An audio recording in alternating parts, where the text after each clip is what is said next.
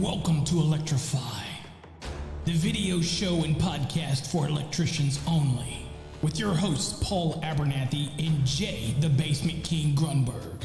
Sit back and enjoy the show.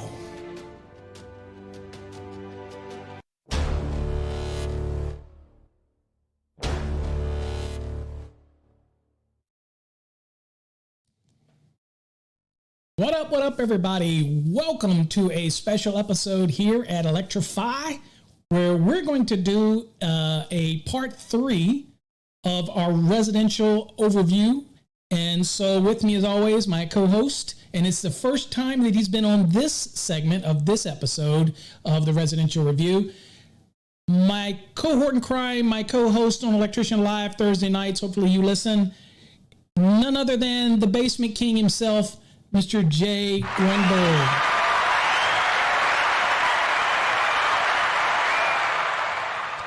Welcome as always, Jay. What up, everybody? Hey, Paul. Happy, what is it, Saturday? Happy Saturday to you. Happy Saturday. It's a weekend, so happy Saturday, a weekend. All right. Before we get started, I will also say to everybody that I do have a premiere that is coming out today, and I can't remember when it was, 3 o'clock or whatever, so hopefully we're done by this before you go to that, but poor timing on my part. But that premiere video is about how to use the NEC to do research. So that's what that's all about. So we want to definitely make sure that you go and you watch that. Let me make sure I'm not, doesn't look pretty for everybody. All right, so we'll make sure that you watch that, because I'm going to use an example of how to use the NEC to research how things change in the code and what's the intent of the change. So make sure you've got that. I've got my headphones on because I'm going to be sharing the video screen, and we're going to add commentary to the actual video, and that way we all can learn a little bit. And this is part 3 of a multi-part series. So make sure if you haven't seen part 2 or part 1 that you go back and watch it, because we're walking our way through an installation and we're giving our feedback and commentary on it. Thank you for the donation, Aaron. Much appreciated. Most certainly appreciate those donations for all that we do here. So, all right, Jay, anything you want to give out, or you want to jump right in it? No, man. Aaron, appreciate you, man. Like always, didn't expect for you to be on, but today you're going to kind of see a little bit of the contractor side out of me. Yeah. Not only Aaron, anybody else out there on the streams. If you guys don't know, you will know now that I've been in the trade for quite a while, but I've been an electrical contractor for the last 7 years. So I'm very interested to see what this gentleman's doing and see what tips and tricks I might learn from him, and also that I might be able to give to you guys. So sure. Other than that, I'm ready to get into it. Cool. And we're going to be doing more of these in the future because, again, there's a lot of videos out there, a lot of things that give information. We want to make sure that it's accurate information. We can agree to disagree. But again, the information that I give you will always be founded in code, and I will give you my opinion. Again, at the end of the day, it's your choice to watch or not watch. So let's get it rolling. And let's see here if I can go on and get switched over to our lesson. Okay. So here we go. So we're in part 3, Jay. And part 1, I guess, was laying out the layout. And part 2 was nailing up boxes and kind of giving the rationale for where you put boxes here or there. So if you haven't seen it, folks, go back and watch part 1 and part 2 and really get you up to speed. So I'm getting all choked up about it. I'm getting all emotional, Jay. But let's go on and get into it. Okay, let's get started, Jay. And you're going to let me know that you can hear it once it starts. And we'll get into it.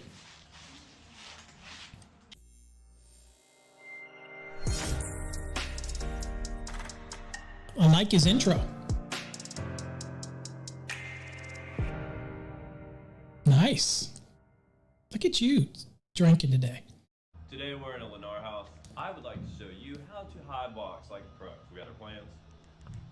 I'm not gonna need this for the most part. We're gonna start in the master bedroom. What I like to do when I come into a room is I like to look to see where center is and which way the trusses are running, because we're gonna have to measure and see where the center is so we can work in that base. So it's about 16 foot here at 8 foot. And I can see that it's in between this bay of these trusses right here. And it looks like the center of this room is gonna be in the center of this middle window. All right, so 6 foot that way. This way. And then just guess the middle.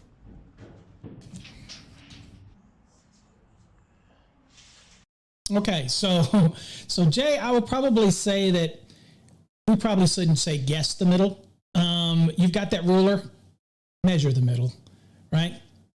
I mean, go on and get your point. You know, wherever your point is, you're going to mark it. Again, there are some people that are massively OCD, right? And what they'll do is, if we don't measure it right, somebody will see it, right? And again, but I mean, in his case, he's probably okay. It sounds like it's a 12-foot room, so he's fine in the middle. He's going to eyeball it. What are your thoughts as a contractor? You're going to measure it out, right? Yeah, I think if you're going to take the time to measure out the room and find the center, you're going to want to find the dead center of it, and take that extra 20 seconds to put the tape measure to the right side and the left side and find that center point instead of guess the middle. That's just my thought, though. If you're going to go in, go all the way in.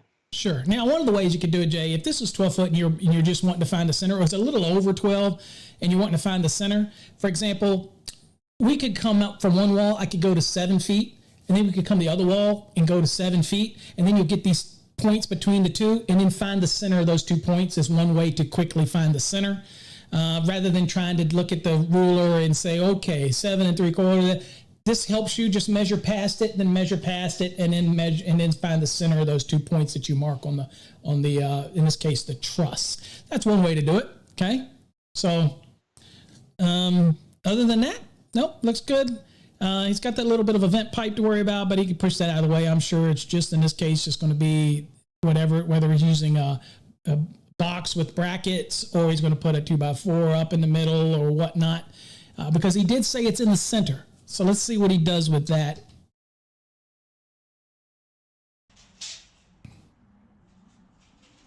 We gotta measure 2 3/4.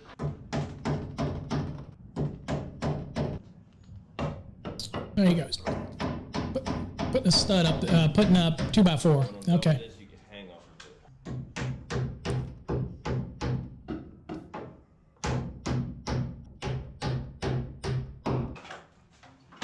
And this is a saddle box. It's one of the main things we use for ceiling fans, besides the 4-inch pancake on some other houses. But this is Lennar, and this is what they want. It's easier to put an LED in these ones. And my phone blowing up. You have to be at least 3 foot away from forced air, or 3 foot away from a bathroom that has a tub in it. It can be anywhere in the room, but you want to keep it away from the ceiling fan, some places. And it's linear feet too, from forced air. It's not the same with the door. There, I have to be at least 3 foot. Okay, so this sounds to me, Jay, like he's talking about, I don't know if he mentioned it, but he's talking about for his smoke alarm. So again, not something that we see in the National Electrical Code for placement. Code tells us, we typically that's something that we're going to follow with the International Residential Code, and it gives some examples of that, but he's putting it, that's typical is common for people to say, let's put the smoke alarm away from, where the fan would be, because what you don't want in a fire is have a fan going and blow the smoke away from the smoke alarm, and it's ineffective, if you will. So most people will route these away from ducts and away from ceiling fans, but we're electrical guys, so that's just good information to know. You should have a copy of the IRC. It's online. You can look at a free view if you need it. But again, just good information. Secondly, what do you think about the fan box? So this isn't really the slip over like I'm used to. This is a halfer, which means it's basically a pancake built on a half box. So it's got the volume in it. Sometimes with a pancake, you don't have enough depth in it or enough cubic inches to have like a 14.3 up there or something like that. But this one would allow it. But they also make the plastic ones that slip completely over the stud. And those are typically the kind that I used to use. What about you? We use the new construction ceiling fan rated boxes with the metal spanner. Oh, so you wouldn't put the wood stud up there. You would use the ones with the brackets already that are designed to support the fan. Yeah, I'd have two different options. If it was to mount on one of the trusses, like directly on it, then I would use the half moon that he has. Perfectly fine, nothing wrong with that. If it's a spanner in between, meaning the center mark is kind of where his is, where it's in between the two floor joists, I just use a spanner bracket. Okay, cool. All right. Again, making sure it's listed, the box and everything is designed and listed to support a ceiling fan, right? All right. Yeah, and make sure that when you do use the spanner brackets, you use the screws that come with it. Don't just throw those out and use some drywall screws, because I've done that before and I've failed inspections. So yep, and people be aware that NFPA 72 does not apply to the residential applications, just in case anybody wanted to know. All right, so let's go on to the next. Let's go a little further. So right here is gonna be okay. My smoke detector is at least 2 foot from the peak of the room. So we got the spanner box. We're gonna do this closet. Now, Jay, one thing is that all of those smoke alarms, not smoke detectors for residential, smoke alarms, will come with instructions. Instructions will give reference to where they should be, adverse to peaks and things like that, and how you should mount them to the wall and all that. So, as I tell most people, don't make it brain surgery. Read the instructions on the smoke alarm, but remember that placement is in general having to do with the International Residential Code. So just follow the International Residential Code for placement. And but again, these are smoke alarms, not smoke detectors. Okay, distinct difference. Smoke detectors interconnect with a reporting system. A smoke alarm has its own reporting system built into it. It's audible, and it interconnects all the other smoke alarms. Okay, so a distinct difference in the two. All right, so he's installing that, and it looks like he's going into a closet. So let's see what he's doing. I can see that like these trusses aren't even near the middle of the room, so I have a so in the front center. I'm gonna guess 28. Shit, 28. This one. Guess the middle. So 30. And with spanner boxes, you want to make sure you have it high enough to where it's going to be just barely sticking out of the thing. So you got to raise it up. So like right here, you don't want it down here flush with the bottom. You actually want it up just a little bit. You'll get used to seeing how high you need to have it up. So Jay, on this, wouldn't you say that the easiest way to do this is just move the box all the way to the either left side or right side, and then hold it against to see what it's going to be, like 1/2 inch for gypsum board, and then you can nail your bracket. Then you can move the box out of the way and nail it up, rather than guessing by moving the bracket end up and down. Move the box all the way to one side. You'll get an idea because it'll be right next to the stud the joist at that point, or in this case, a truss, and then you can see what the part that it hangs down. And then you can slide the box out of the way, and then you can secure the actual bracket. Most of the time, they come with a little point on them that'll hold it in place before you put a staple in it or a nail in it or whatnot. But again, I would move it to the side. Don't guess at it. Last thing we see in residential sometimes is people that guess, and then the box sticks down too far. And that might be okay for some luminaires that actually have a recessed base or canopy.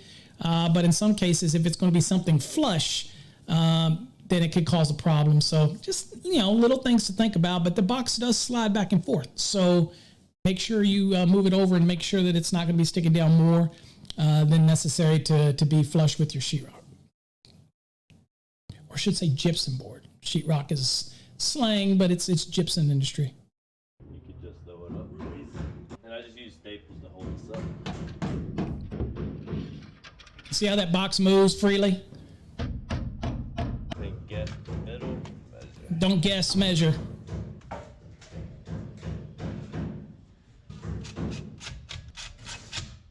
And you don't want to crank these down because these boxes will break real easy. The smoke detector, you have to have it within 10 foot of the room door.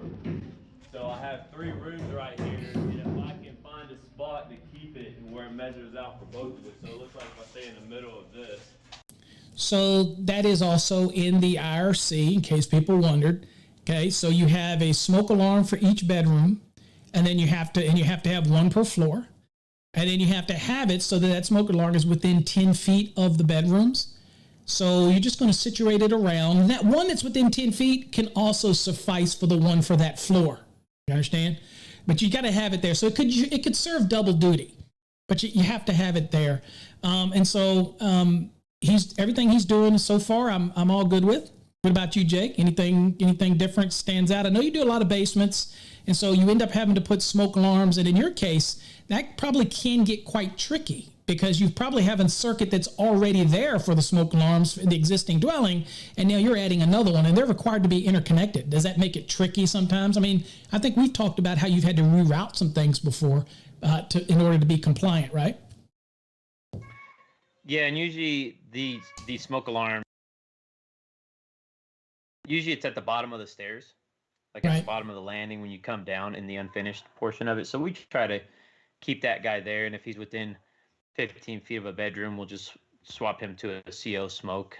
I think he mentioned 10. I believe it might be 15 feet for the carbon smokes of the bedroom. But yeah, we reroute them. Yes. So that rule though would be, it's again all IRC driven rules. Carbon monoxide detector, basically carbon monoxide alarm. Because these are all integral alarming systems. They're not connected to interconnected system like a detector would. But yeah, so again, if it's a combo, you still have to remember the 10-foot limitation for the smoke alarm, which is in the IRC. So if it happens to serve double duty, a lot of times if we say something be within 15 feet, and I don't know on that because carbon monoxides are only required if you have some type of fuel source in a building. If it's all electric, then you wouldn't be required for a carbon monoxide. If there's gas there or some kind of combustibles in there, then it would be different, right, for the carbon monoxide. So let's assuming you have that. Follow the rules and in the IRC, again, International Residential Code. You can go see a free version on in the ICC, I think it's iccsafe.org. Go check it out or Google it. There's free views that you can look at it online. And so you can kind of get used to it. But to be honest with you, put one in every bedroom, put one in every common area within 10 feet of the bedrooms. That serves as a one per floor. Make sure you have one on each floor. Those type of scenarios, and you're pretty much going to be okay. And you're going to interlock those. So you bring power to the first one, and then you 14-3, I guess, you loop them, and they're going to be interconnected, right? The red wire is going to interconnect them. So one goes off, the other one goes off, everything goes off together, that type of scenario. Okay, cool. All right, let's get back to it. I gotta go this way. This bathroom has a tub in it, so we have to stay 3 foot away from that also. I don't know why that has anything to do with it, but whatever. All right, so on my plans, how this hall works, I have 3 lights going down, and then I have one over here. It doesn't give me any measurements, so I'm just gonna make up my own.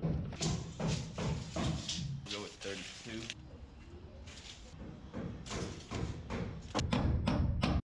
Hey, that's another point to bring up, Jay. A lot of people, when it comes to lighting, sometimes we call them as-built. In a sense, you're changing it as you go.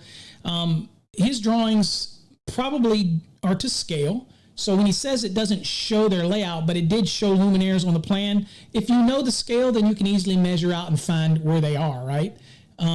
But aren't there many times where you're just going to have to look at it and make a guess yourself on what's aesthetically pleasing? But also understanding that you have to make sure you space your luminaires out, that you're getting adequate coverage and things like that across the walk surface, right? So anything when you're doing a hallway enough, does your plans usually, I think you did an Instagram. Folks, go check out his Instagram at The Basement King 12. He's doing a lot of walkthroughs in his basements and kind of giving you some tips. But in there, are you the one making the decision for where the luminaires go, or do you walk through with your customer and they're making the decision? Oh, that's a good question. It's a little bit of both. When we go into a basement layout or pretty much any kind of residential layout, they match to this guy's plans where they'll show the symbol for the light being there, and then we talk with the customer, we walk it through, because again, the plans are mostly designed by like a CAD, a computer assistant design system. So we're able to tweak those a little bit if obviously if we're meeting codes and code minimums. But that's where the wired up electrical design comes in. And that's where, like, again, we're kind of designing it, even though there's a plan, or maybe we even have a blank canvas of just the walls. We then design it a little bit with them. But yeah, I like to get the customer's input. I like to give them my input. I like to get their feedback, and then we meet in the middle, and that way everybody's happy. You know, like you've said before, we try to install just one time and move on. Right, makes sense. All right, let's go along. I'm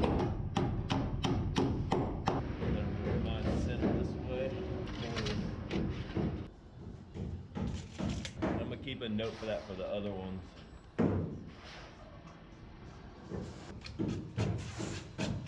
So that's that old adage, measure once, or measure twice, cut once. So he's already done his center measurement. He's happy with it. He's making a note on the side of the joist, in this case a truss, and he's making it so that when he goes to the other ones, he doesn't have to rethink it, right? And again, that's assuming all the walls are straight. We hope they are anyway. But he's just, once he did his measurement, he's got it, and he's going to be using on his other ones.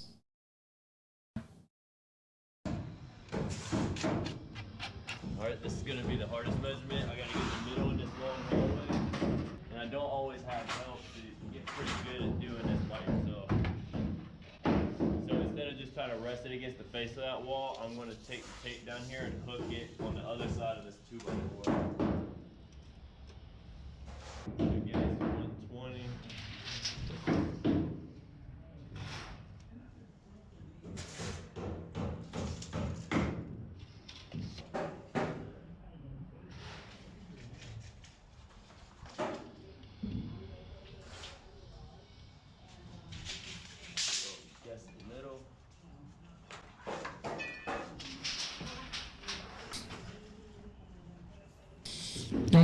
Don't break your neck in the process, folks. All right, got an ad. So the reason people rarely everything, let me pause real quick. So everything he's done so far, Jay, is pretty standard. He's measuring his hallway. You might have to make multiple measurements to make sure that everything's right. The two on the end, if there's three in this hallway, he's got the two on the end are the same distance off the wall, and they're spaced properly with the one that's in the center. Makes sense. Everything he's doing. I will notice something that you should notice is he said it earlier. If you actually look at that bracket that's on the screen right now, you notice how it's not sitting down flush. That's because he knows the box sticks down a certain amount. We talked about this earlier. I know a lot of people that will simply just go up and try to line the bottom of that bracket with the bottom of that truss right there, and it will potentially cause your box to poke down beyond the half-inch gypsum. Okay, so that would be a problem. We want it to be down. So he knows that he needs to recess it up a little bit. And so, again, move that box all the way to the side. Then you can kind of from the side look and see how much it sticks down. And then it kind of gives you an idea of where you really have to nail those brackets in as you move forward so you don't have these boxes sticking down. Now, incidentally, per code, if they're sticking down, that's not really the violation. It's if they were back too far and more than a quarter of an inch because gypsum is non-combustible, so it would allow you to go to a quarter of an inch recess back like you can with boxes, stick back. If it was combustible, then it would have to be flush. So in this case, if it protrudes past it, it's not a code violation. Just makes for a crappy install later on when you have to come in there and then you have a box that's protruding beyond, right? So his method here, he's just familiar with getting that bracket up a little bit. In this case, it looks like it's probably up, what, Jay? About 1.25 inches, maybe, something like that, 1.5 inches, and that keeps it up. Yeah, and those look like the Home Depot style boxes that don't really have, because the ones that I get from the local supply houses, they have a little groove in them, kind of like on the single gang and double gang, triple gang nail-ons, how they have that little nipple that you guys probably seen him use for the gypsum board. The spanner brackets with that plastic 4.0 box will have that same type of design on it to where, like, kind of like you said, Paul, you just slide it to one side. Actually, to be honest with you, the ones I get, yours probably has a little lip on it. It's actually up about 1/2 inch from the bottom of the bracket, and you push that up against the ceiling. That's probably the ones you use. Yeah, and that usually seems to work perfect. And or the other style, like it actually has like an L to where a piece of it goes underneath that joist. So then That's what I'm talking going about. up or down. It just stays right up to it, and that takes in that, Yeah, that's the one. That's the one I'm talking about. These don't. This is just a flat bracket. So he's having to make that adjustment. Okay, and he's obviously used these before, so he's just making the adjustment to it.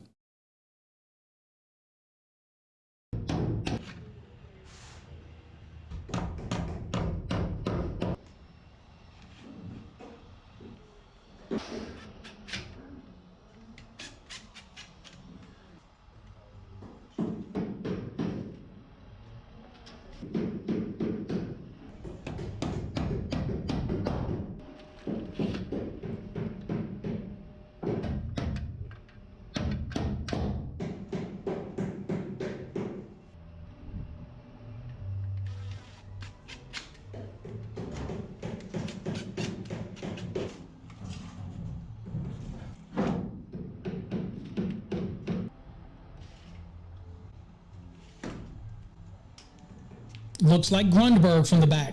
I'm just saying.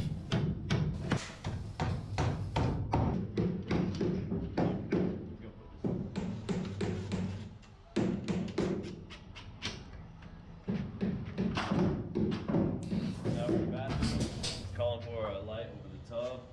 And these in our house get mostly LED. Alright, most tubs like this, like I get to see them all the time. This is the water spout on the top is usually about 16 inches.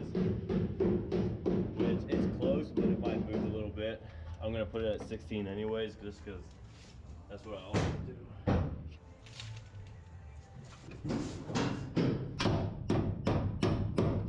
These staples are really sharp, so I can just kind of push them in my fingers a little bit and they'll hold.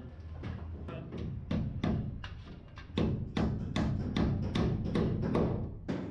make sure it's sturdy this way. All right, Jay, we probably should talk about this a little bit when it comes to the fact that he's installing this box over top of the bathtub. All right, so we have threshold rules, things that we have to follow in placement, and all of this is going to be something that we're going to follow in 410. So, if you got your code book handy, we can go with 410, because again, this is just a good moment to give a little reflection on the installation that the gentleman's doing right now. So if you've got your code books handy, we're talking about 410.10D, which is where you're going to have a luminaire location over a bathtub or shower area. And notice that we're in the 2020 edition now. So again, he might be on a different edition. We're on the 2020, and that's what we're going to use for this analysis here, or this review. It states a luminaire installed in a bathtub or shower area shall meet all of the following requirements. You have a 1, you have a 2, and you have what's called it creates this virtual space, right? So it's 3 feet out from the bathtub threshold and up 8 feet, okay? So in this case, he's putting it in, so it's going to be in the ceiling, right? So here's what the code says. It says, no part of a cord-connected luminaire, chain, cable, or cord-suspended luminaire, track lighting, or pendant, or ceiling-suspended paddle fan shall be located within the zone measured 3 feet horizontally and 8 feet vertically from the top of the bathtub rim, in this case, bathtub. If there was a shower, it'd be from the shower threshold. It says this zone shall be all-encompassing, include the space directly over the tub or shower stall. Okay? Now, it says luminaires located within the actual outside dimensions of the bathtub and shower, and that is the portion that's outside of it, so we're not going to address that. So what he's putting up there, he has no intent to put anything up there that would be cord connected. He's not going to do a chain. He's not going to do one that's supported by a cable. He's not going to be putting a pendant. He's not going to be putting any ceiling fans up there. He is going to be putting probably and again, that location would be considered a damp location, not a wet location, okay, unless somebody just sits there and wants to spray water on their ceiling. So typically that's what he would put it in that application, right? And he's okay for it to be there under these rules. Interesting enough, if this was one of those homes that had a ceiling that is much higher than 8 feet, and then he would be able to use any of the wiring, any of the luminaire styles that he wants, because then this rule only stops 3 feet out and 8 feet up. You with me? So, Yep. some people I'm following along with you. So some people will freak out that he's putting this over that like that, but we don't know what type of luminaire he's putting in. But we're going to assume that he's not putting any luminaire that's going to be one of the ones that are not allowed here in the application, right? And then he would put a luminaire that's rated for a damp location, and he would put it up there, and he'd be okay. Doesn't have to be a wet. Now, if he put a sconce in there and he put it down lower, then that would be a wet location. Then it would kick those rules in. AHJ is going to have to make that call, but I have no problem with the box he's putting in right here. You would probably put a recess can, if you put it, a recess can over it with a damp trim on it, okay, or a weatherproof, because I don't know they make a damp trim, but it'd be a weatherproof trim, right? Right. And it would meet both purposes because that's more restrictive than damp if it's weatherproof. So there you go. So I mean, that's probably what you would do. He's using a box, so keep that in mind. Yeah, we normally do the 6-inch wafers above the shower inside above the bathtub if needed. The one thing that you want to be careful though, guys, is let's say a customer does want to put a pendant in there later or kind of violate this 410.10d 1 or 2, is you don't want to be that guy that goes, hey, you know what, let's pass code and then let's switch it around. You know what I mean? Or let them know that, hey, after we pass, you can have someone else swap it, it'll be fine. You don't want to be that guy, so just be careful with that. You know what, Jay? You know where that also happens? In-use covers outside. How many people say, let's put that in-use cover on, and then after the inspection, you can take it off? Don't be that guy. All the time. Just, there are some better in-use covers that don't look like the big bubbles. They have some that if you plan it, they actually recess into the wall, right? You have the kind that are accordion that pull out. There's many options, but don't be that guy, right? Yeah, don't be that guy. So, it's do it right and know that what's going in the installation. Now, again, if you're the installer, you can't control what somebody does later. You can only control what you do now. So if you put that box up there, it's the intent that you're going to put something like a surface mount. You're not going to put one of the ones that are prohibited in here in D1, and you're going to do that application. So it's assumed that's what you're going to do. Don't try to circumvent the code. You know what I'm saying? And tell a customer, don't worry, we'll come back later. Guys, it's just a hack way to do it. Okay. And these spanner boxes, they are rated for 35 pounds, I think. Good to say he's not going to have a luminaire that weighs more than that anyway. So doesn't get conventional vanities. They got the measurement drum right here. They want LEDs right above the sinks in the center. So this is 27. We need 13 and a half plus 16 and a half. Hey Jay, just a tip. I don't want to tell people out there, I don't want to be anal, but remember, when you're making measurements off walls, just remember what's going on the wall. So if you got a half inch gypsum, then that consumes a half inch from your measurement. Now that in the surface might not be a lot, but what if they're putting gypsum and then they're putting wainscoting or something, or they're putting something else up, or maybe they're putting a thicker board or covering or whatever they're doing. You need to compensate for that, right? So again, now in this case, it's probably he can find a center line for where the bowls are going to be if the plumber did everything right, if they did all their stuff right. But just remember that if you do have wall finishings, or when you're measuring boxes on the wall or switch boxes, also remember the flooring. So if you're measuring from the plywood, they might be coming back with a 1-inch tongue groove, or they might be coming back with thicker flooring. It's going to change your box height from when you're standing on that floor. So just think about those things. That might come back to haunt you if you're down like 46 inches or whatnot for countertops, and then they turn around and they come in and put flooring in, and then it raises it up or something like that, right? Just kind of things to think about. It's a lot of stuff that electricians have to think about when they're doing it. I'm sure you have to think about that stuff all the time, right? Yep, and we ask those right questions. After you've done as many projects that we've done, we ask those type of questions. What's going here? What's going there? How high is this going? how high is the floor. You have to ask the right questions to make sure your layout is right on. And again, sometimes things change. We get it. I'm curious to see if he's going to put a whip in the wall for the vanity, or if he's going to mount something. And no, let's see what he does. My comments then. Let's see what he does. 13 and a half. 55 and a half.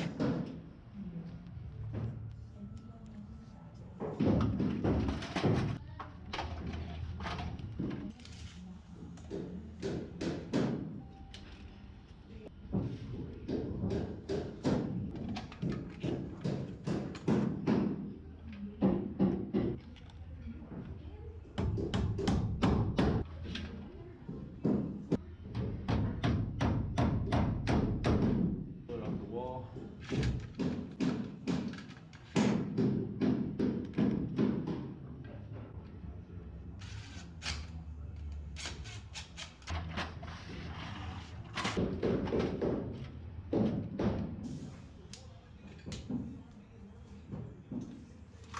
All right, Jay, so far it looks like he's just going to put 2 overhead vanities. I don't know if he's going to put one on the wall or not, but he's got 2 overheads. So he's putting a second one in. He's keeping them about a foot off the wall.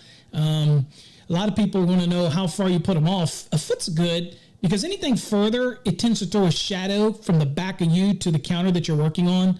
So just keep that in mind. When you're mounting those, you want to make sure that it does have that swatch, if you will, of light that comes down, that it doesn't cause you to cast your own shadow onto your surface.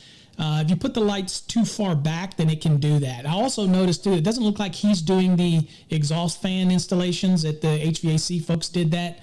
In all the installations that I've ever done, I had to be the one to put in the exhaust fan. And I will tell you, that exhaust fan is stuck just on one stud based on that wall. Those covers overlap it about usually 1.5 inches or so, those plastic brawn covers. When you put the gypsum board on and everything, there's a good chance that that brawn cover will not fit right against that wall there because of that placement. I would have brought that out a little bit, and I would not have put it so much over there near the tub area. But misconception about these exhaust fans, people call them fart fans, right? Just, one of those things. But basically, this bathroom does not have a window, so this is to remove moisture. It pulls out moisture, humidity into the room, pulls it out, okay? Yeah, does it pull out smell too? Sure, but it's designed to pull it out, because if you had a bathroom that was near an outside wall and it had a window, you wouldn't need this exhaust fan. You could use the window. Most people won't open the window, though, so it makes sense to put the exhaust fans in. I'm not sure I like that placement, but again, to each his own, and he didn't install it, I'm sure, or he probably would have shown that. So I probably would have moved that a little bit away from where that location is. That's just me. What are your thoughts? Yeah, when we did homes for big builders, we would supply the exhaust fans for all the rooms, and like even in the was the laundry area, we'd have to do like the whisper fans, so they were a little more expensive, so we had to take that in consideration. But as far as the location, yeah, I'd have bumped it out a little bit more. Make sure you're not putting yourself in danger of not getting that cover in, or having to kind of damage the finished product to get it in when actually it's a new construction. So just take that time to do it right. Yep.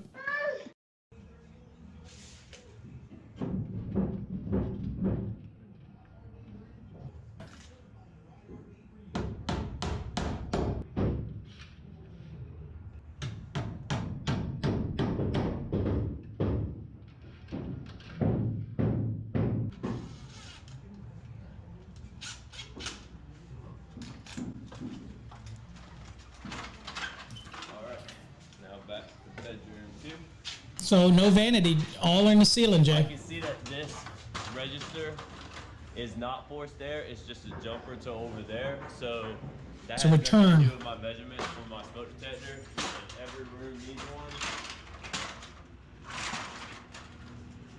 So I'm just gonna put it right here in the front door.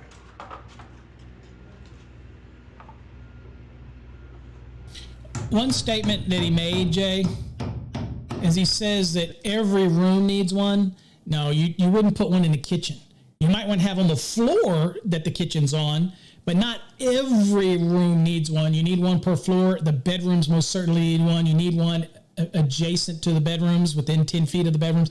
But not every room needs one. Obviously, every bedroom would need one, but you have to have them per floor, that type of thing. Basement would need one, that type of scenario.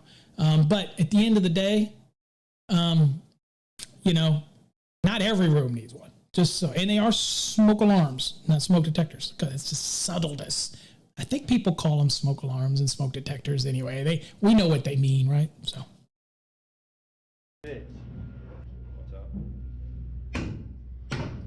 He didn't like that one, I guess. There's 89 cents of oops, I don't like it.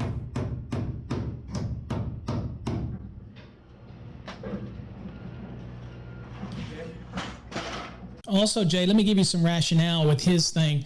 That's close to that duct. Now, whether it's a supply or a return, when it's a return, it's sucking air, so it could suck any smoke in through the system and bypass the smoke alarm. If it is a supply, it could blow the smoke away from the alarm. So in my case, a good practice would be to keep it 3 feet or so. I'm just making a statement to everybody. You do what you want. It's your house. You wire it how you want. You do what you want. I would keep it 3 feet away from both supplies and returns. That's just me. Okay? I'm just saying. All right. This one kind of looks like it's in the middle, but let's make sure.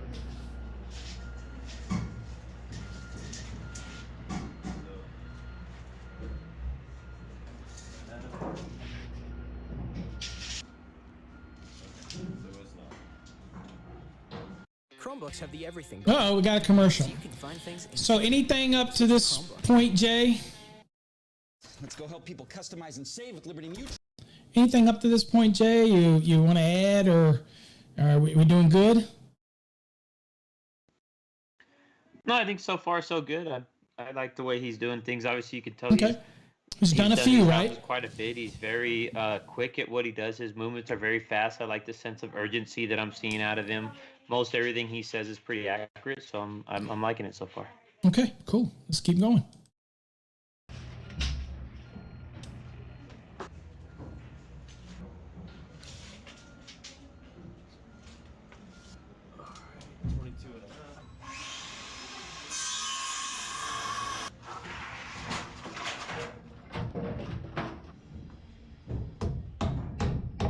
Here's the thing. So at this point, Jay, could he become an employee of Wired Up Electrical Design at this stage? So far, he's an employee candidate for you, right? You know, with a guy with his experience, and the way he does things and the way we do things, if he was willing to adjust a few things, to our system, I would say, yeah, man. Okay. But most likely it seems like he's probably set in his ways. So, I'd have to sit down and have that discussion. Now, I do like his quickness, though. So anybody who has that eagerness and that quickness to get up and go, that's what we're looking for. Well, we'll give him guys that have been in the trade for a while because they have their own ways. Well, we'll give him the benefit of the doubt that he can change and mold to the wired up way of working. So at this point, though, his approach is, there's nothing wrong with his approach. He's doing fine.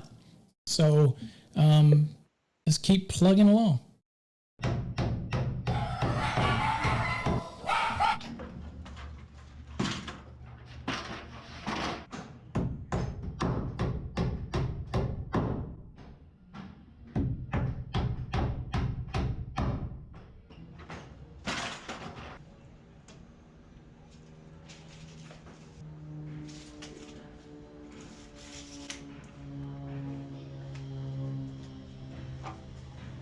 Okay, some people might choose to put it right here.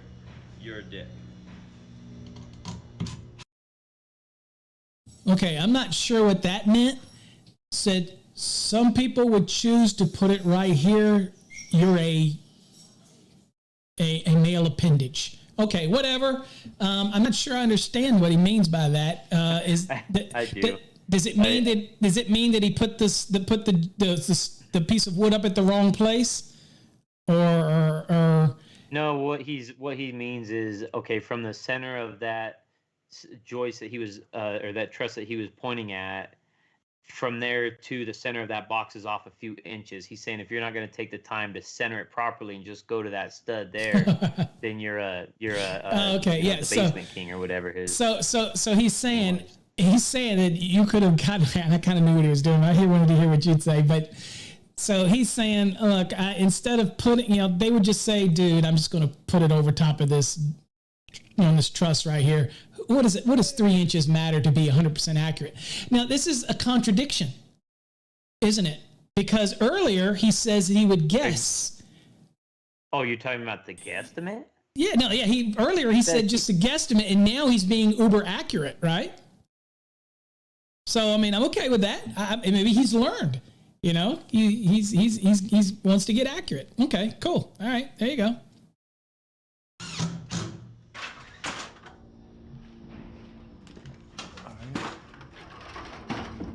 This looks pretty center. It's a closet. Nobody will notice this one. So he says, this one looks pretty center. Nobody will notice this one. So he went from being guesstimate to uber accurate to nobody will notice. Okay, well, it is in a closet, so they probably won't notice, except they got a duct right there in the middle of it. And when you put it up there, depending on where the luminaire, that duct could get right in the way. But he went from to uber accurate to again. It is a closet though. Okay. I mean, I know that's not how the basement king would do it, but we'll see.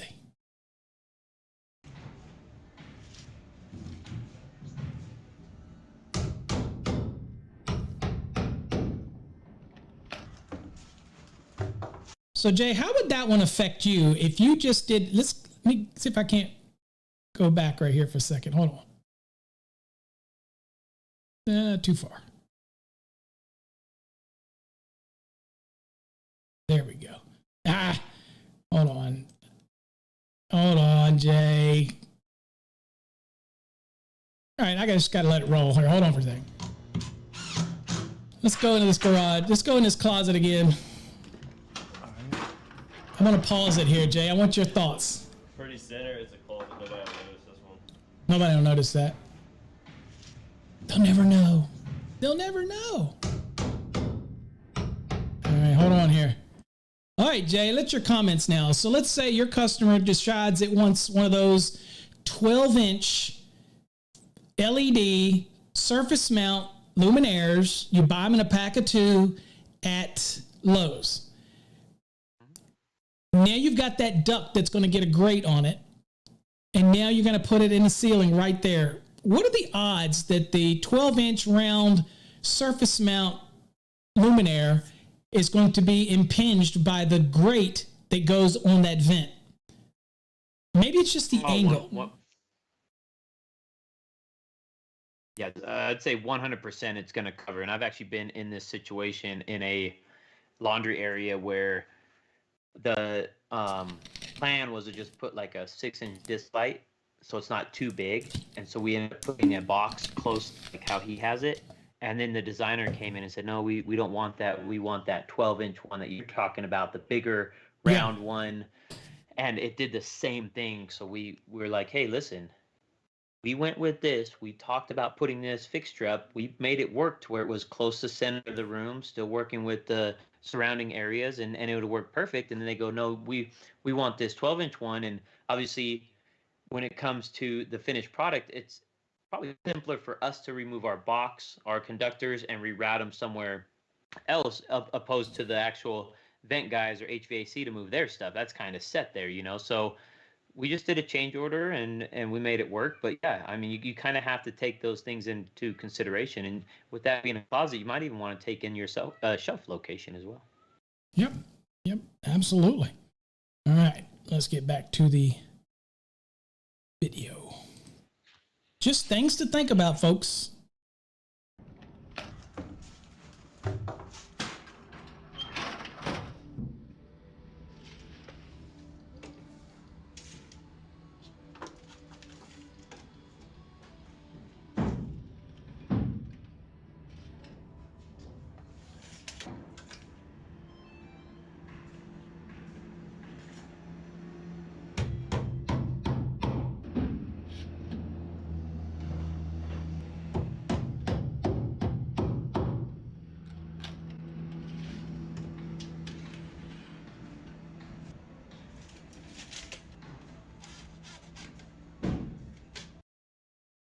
I will say, Jay, obviously he uses a lot of these bracket boxes, but guys, if any of your boxes ever came close to either one side or the other, then you're just going to use a regular nail-it box and you're going to get some wood scabs and just nail some scabs on it rather than use big. I mean, obviously, if you got a bunch of the bracket boxes, they make it easy.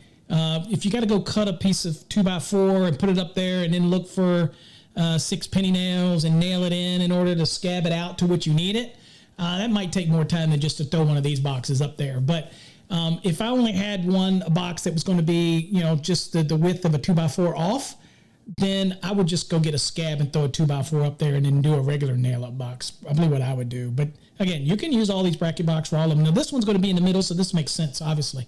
I'm not going to go through all that trouble to scab something out or even put a block across there. That's what these are made for. I don't know the cost of these today. Jay, what's the, just, I know it's off the top of your head, but, and again, taking into account construction costs today, what is one of these, what are these, maybe $250, $2.25, something like that? Yeah, I'd probably say even maybe a little more, maybe close to the $5 range. Where okay, the ones that I was telling you. Now, in this instance, I'd use one of these plastic spanners in the bedrooms where he was putting in the support, the wood support for the ceiling fan.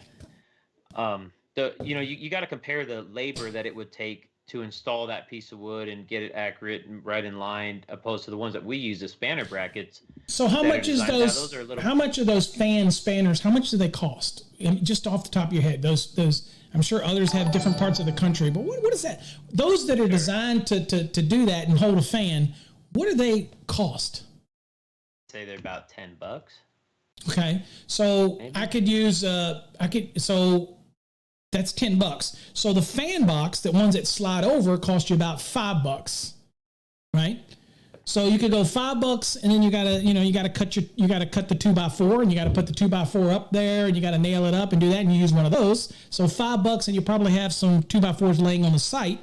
Or you go $10, like Jay says, and look, dude, it's gonna go up quicker. Boom, boom, boom, done. And so you have options. There's not one way to do it. There's multiple ways to do it. What you might like to do doesn't necessarily mean that's the way you're going to do it. You might like another way. This guy, he likes his bracket boxes, and he likes for his fans to put 2x4s up and put his half moon boxes. Everybody's different. I would put 2x4s, and I use a slip over box. Why? Because I always carried more of the slip over plastics, because I used to use them for vanities. If it happened to be in the middle of a stud, I used it for multiple things. So I always carried a bunch of those. And I bought them in bulk, so I got a lower price. But again, the thing about this is there's many options. That's why I love having Jay on here as a contractor. Many options. And he likes to buy the pre-made bracketed for his installation. Just makes it go so much easier for him. Yeah, and I think if the joists are the same distance for most areas, you could probably almost prefab X amount of cuts already, and have. Oh, you mean the 2x4s? You mean the 2x4s? Just cut them? Yeah, we would cut them at certain lengths between the span. Yeah, I think you could have those already pre-cut for the areas, and even in the rooms, for the areas that may have them. It's just a thought. I think where you lose money is you make that measurement, you go down, you go find the skill saw to cut it or sawzall, whatever you're using to cut it, and then you got to go track down nails and the screws and all that stuff that are long enough to go through both of them and secure it, both the the stud itself or the joist itself and the wood that you're putting up. So if you're tracking down all that material and going up and down the ladder, that's where I'm just like, hey man, just put this darn spanner bracket up and call it a day. So yeah, I tell you that we used to use the boxes that would fit over the studs. My brother got us into this thing where we would cut 2x4s and throw them into the room. So the rooms where we thought that was going to happen, we did that right away. We just cut them, and threw them out there. And it's kind of, they were already there. We didn't really use the brackets. But today, again, you're right. It's like Bill said, it's a money saver. And, you might pay a little more for the bracket, but again, it's all about the labor. How many do you have to do? Right? He could, instead of using these brackets for normal luminaires, he could cut 2x4s and do that. But dude, you've got to cut. Here's a good example. He got to cut it, You got to nail it up. Here, boom, he just goes up there, puts that bracket in there, can move the box left to right. Good to go. Swing it and go. So again, many ways to do that. And what's that old saying? There's many ways to skin a cat, but who the hell is skinning cats? That's such a terrible saying. All right, so animal control would not be happy with that saying. All right, and PETA, they'd eat you up. All right, so let's go. Okay. There were no cats harmed in the making of this video. Just saying. Keeping my eye on these registers, I can see that this is a jumper here too. So I don't have to keep that 3-foot rule. I can put that bitch right up if I wanted to, but it look ugly like that. So back it up. Again, even a register for return is going to suck air in, and it could pull air away from the actual smoke alarm. Okay. Theoretically, it's the blowing part that's a problem. You hear about people when it comes to the fan in the supplies. But remember that returns do take air in. So just as a general rule, I'm just making a suggestion. Keep them 3 feet away. That's all I'm saying. And that way I can see that platform and everything. I'll be able to shoot my wire over there without having to cross nothing. So it's just like a straight shot to the net. Straight shot. Right? I think it's safe to assume these rooms are the same size. I can see down, so I know I'm going to have to add a block, keep it center. I don't assume anything because you can have varying sizes rooms, and some can be 11 by 12, some can be 11 by 11. I can't tell that well, so I always look at the drawings, and it should either be on the drawings or I just do a quick measurement just to make sure. I'm not going to assume anything, but again, you probably can tell because of the truss span, and you can probably look at the other room and see the truss span, and he's looking at the number of studs that are on the outside wall there, and he's making a good assumption. I'm just telling you, I don't ever like the thought of guessing. I like to measure. So, just to be sure, unless something is evident that it is absolutely the same size, because these are 2 identical rooms. I see the number of trusses. I see the number of studs on the wall, outside wall. Then I'm okay with that. But again, just, you're professionals. Do the measurement if you can help it.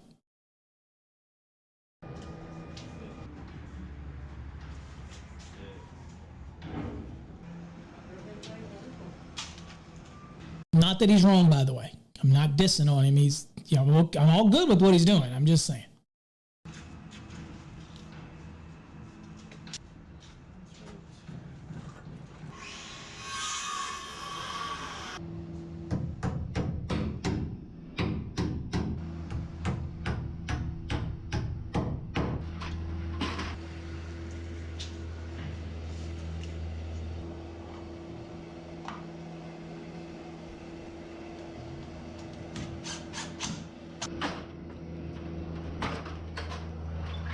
Hey, Jay, you just hope you have your screwdriver, your drill set right, because them things will strip out in a heartbeat. The only thing that's holding them is a little piece of pre-thread that you're screwing those screws up into, like 832s, or it might even be 10s.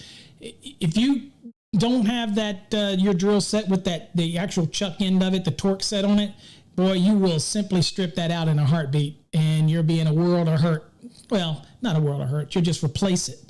But and if I had to replace it, Jay, are you replacing the whole thing, or basically you're going to unscrew the box, get another one, take a bracket off, and put the box back up there? I ain't going through mounting again, things like that when it comes to those bracket boxes.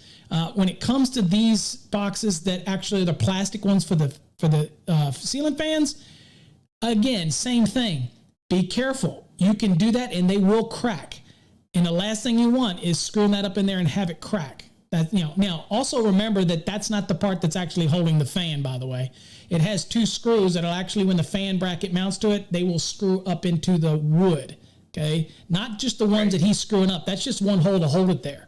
You've got 2 bolts there. They're going to screw up. That's what holds the weight. It's not going to be from the 832s or anything like that. So, but anyway, just the point is, when you're screwing things in like that, don't over torque it, don't tighten it, you'll crack it and break it, things like that.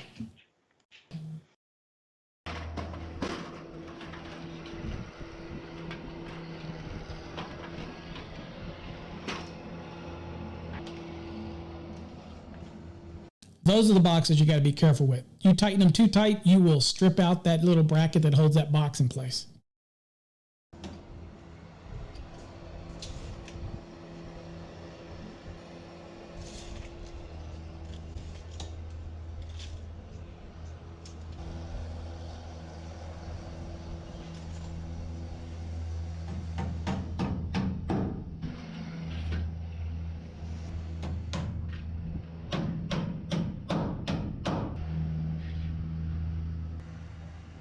Pretty close.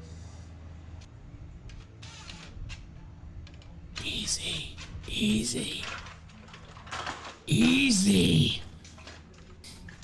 Got a doorbell going right here.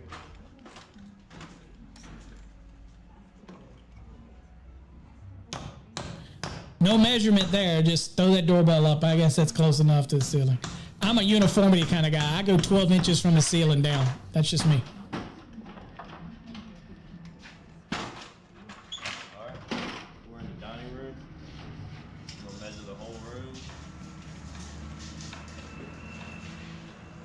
See, it's 180 inches, so I'm good at 90. And it looks like this truss is right in the middle.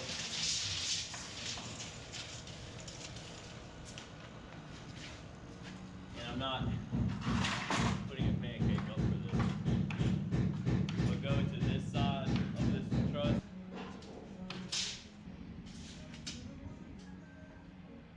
Okay. All right, Jay. This is a Jay Grunberg moment now. Okay. So he's in the dining room. Let's talk about this one for a second. I don't know what code cycle he's on, so we'll talk about this, Jay. So he's putting up this, just a nail-up box here. Per bracket box everywhere else, but he's putting a nail-up box here. Let me ask you, Jay, you think it's plausible? It is plausible that they could put a ceiling fan here? Yeah, no doubt. Okay. So if this is plausible for them to put a ceiling fan, that means that we have to go look at 410.36. And here's what it says. It says, now again, I'm in the 2020 edition. It says luminaires supported by outlet boxes. Okay, so it's probably fine for this outlet box. It says luminaires shall be permitted to supported by outlet boxes or fittings installed as required in 314.23. That is basically nails, screws, whatnot. And it's perfectly okay. And in his case, not an issue.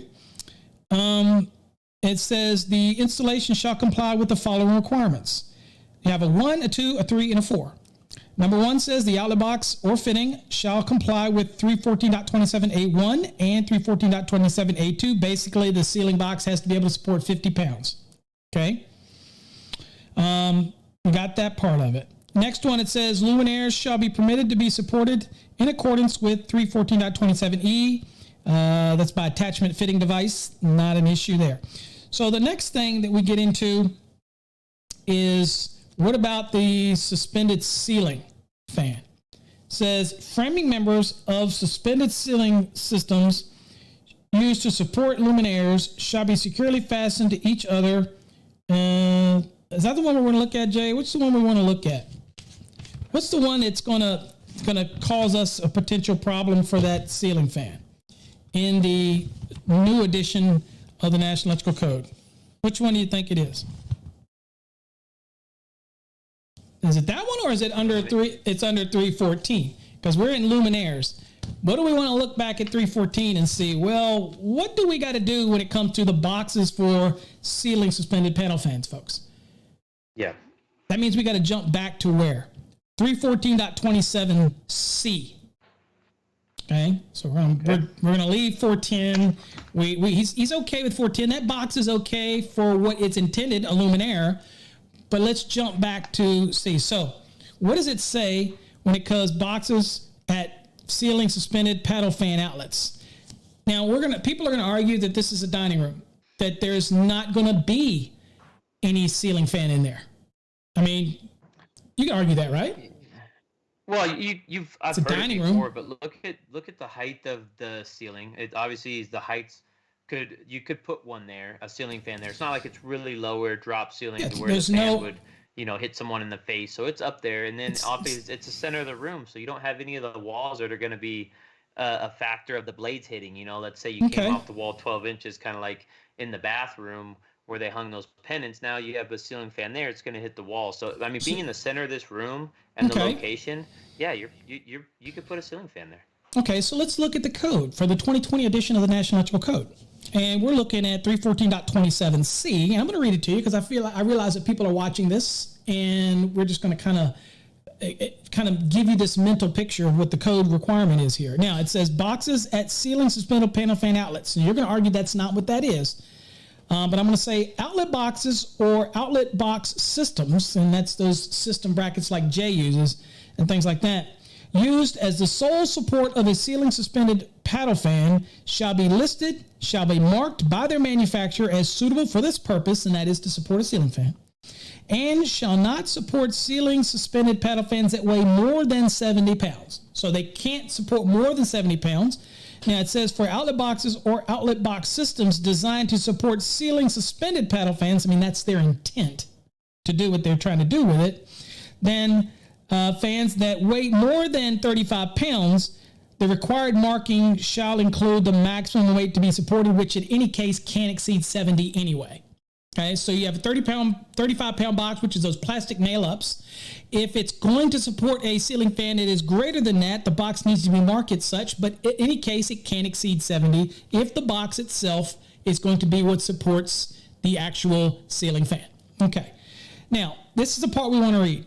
It says, and in your 2020 code, it's highlighted, by the way. It says outlet box mounted in a ceiling. Okay, notice this says outlet box, period. Okay, and that's what the start of 314.27 is, outlet boxes. It says outlet boxes mounted in the ceiling of a habitable room. This would be a habitable room. Where do we get that definition of a habitable room at, Jay? Article 100, right? Habitable room is new for the 2020 code. It says a room in a building for living, sleeping, eating, or cooking. This is a dining room. You're going to be eating in there, but excludes bathrooms, toilets, closets, hallways, storage, and utility spaces or similar areas. They might have their own rules, for example, lighting in 210.70, but they're not considered habitable rooms. This is a habitable room. So now we go back. It says outlet boxes mounted in the ceiling of habitable rooms of dwelling occupancies in a location, listen, Jay, a location that is acceptable for the installation of a ceiling suspended paddle fan shall comply with one of the followings. We've established that it could be put here. It's plausible. And I'm going to tell you something. I have had people come back and ask for them to have fans in their dining room because maybe they're not going to use it as a dining room, but they want that ceiling fan. Okay. You got two options here. Number one, you can use an outlet boxes that are listed for the sole support of ceiling suspended paddle fans. So Jay is going to use the boxes and brackets and assemblies that are designed for ceiling fans. Okay, we're going to use the boxes like those half moons that he used on a 2x4 in the center, or in this case, it could have been right on the side of that truss. So to me, since he's not spanning that, he would have been better off and he would have been compliant and not have to even worry about any of this if he just put one of those half moons right there on the side of that truss, and he's good to go. If somebody wants to put a ceiling, and he'd be compliant with 314.27C1, right? Yep. But there's another option. The other option says an outlet box complying with the application requirements of 314.27, and that box is, it says, and providing access to structural framing capable of supporting of a suspended ceiling paddle fan bracket or equivalent. So under the 2020 version of this, which is going to change slightly in the 2023, but under the 2020 version, if he put that box there, if they can get to that structural member, in this case, it looks like that's the attic, then they could get there and change that box later. So the reason I wanted to bring this up is because he is compliant because he's utilizing 314.27C2, whether he knows it or not. But it makes you have to come back later and do something. And the code is allowing for later. If it's me, Jay, and I don't know about you, but if it's me, I'm putting the side mount box or that half moon box, I'm putting that right there and I'm being done with it. What are your thoughts on that?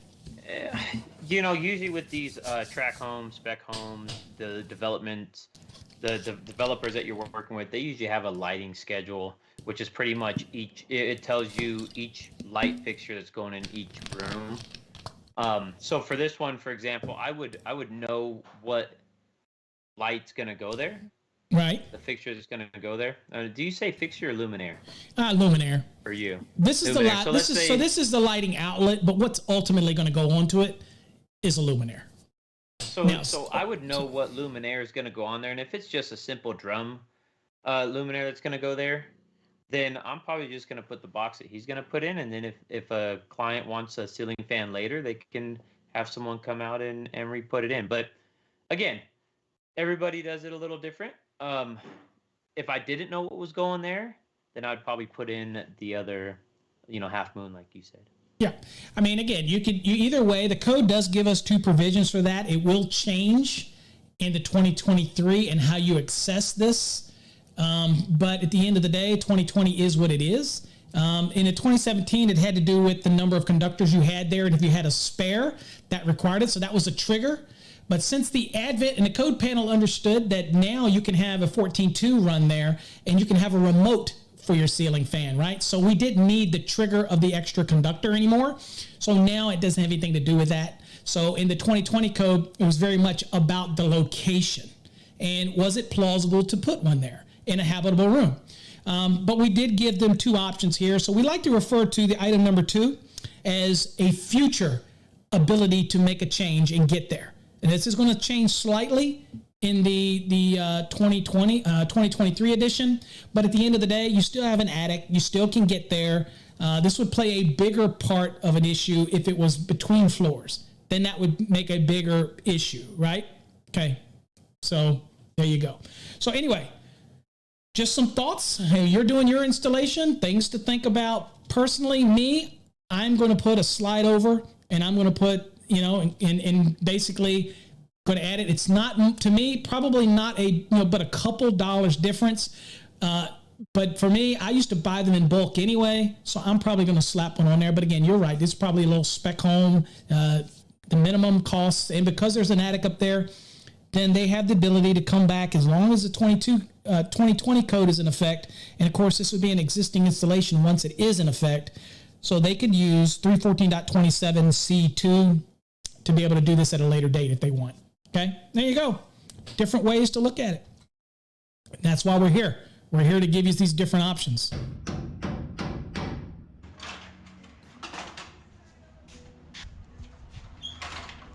All right, this is the study. It still needs a smoke detector. For me, I'm pretty sure that you have to have a door in a room and a closet for it to be considered a bedroom, and that's why you need a smoke. But I guess we put these smokes in the studies just to be careful. So this is an example where you really have to look at the International Residential Code. So the requirements per floor, the requirements in bedrooms doesn't necessarily dictate it to be in a study. I'm in a den, which is similar use as study. This house was wired fairly recent, not too many years ago. There is not one in here. Okay, this is not a bedroom. Now, what qualifies as a bedroom? You got to kind of look at. It has a lot to do with square footage, and it's you can go and look at the International Residential Code. You can look at it. It's talking about a minimum of 70 square feet. There's many things. It doesn't necessarily say that it has to have a closet to trigger that, because somebody could put an armoire in there and you end up turning it into a bedroom. A lot of this has to do with the egress and whether you can get out of the room, the path of getting out, the windows, the sizes, all those type of things. But one of the other triggers is, what is it on the drawing? And he had a drawing. And if the drawing calls this a study or calls this the den, it doesn't necessarily require a smoke alarm in there. It's certainly not going to hurt anything. Again, codes being what they are, you can put one in. You can put them in every room if you want.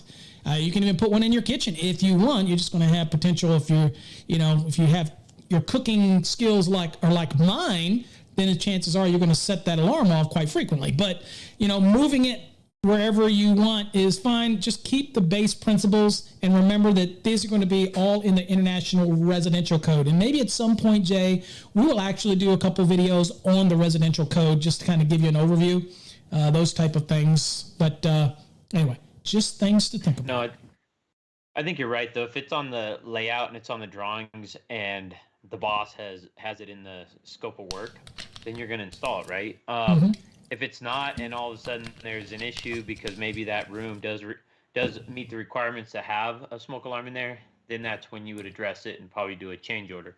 There you go. You're not just going to put it in just to put it in. And I was going to make this comment before, but I try to put, if everything lines out right, I try to put my smoke alarms in the same location for each room because, believe it or not, when you're doing a bunch of these homes, the drywallers tend to forget a few cutouts, and so if you can kind of remember where they're at, and some people go around, they spray paint, maybe pink little marks for smoke alarms and red for recessed cans and green for receptacles, whatever. There's tricks to that, but if you're not spray painting them and there's no nothing but your memory of where that box could be, I like to put them in a certain location or in line with something else, just so I know if it ever does get missed, I can go up and cut it out pretty easy. And it's not like they never miss cutting out boxes, right? If you ever had to go with the old 4 foot level and put it on the wall to see it rock back and forth when you know there was a box there and you're like, whoa, wait a minute. And there you go. So yeah. So anyway, let's get back to the video. Some inspector.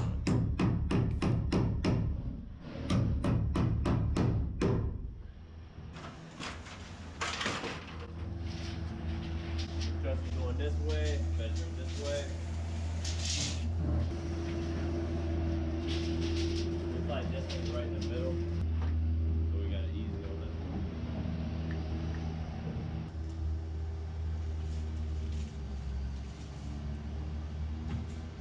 one. Looks like that truss is almost right in the middle of that room because of the windows, the way the window's centered, and that truss looks like it's right in the middle of the window. Let's see what he does. Block this over. There you go. It's just a little bit to the right, so he's putting a block in.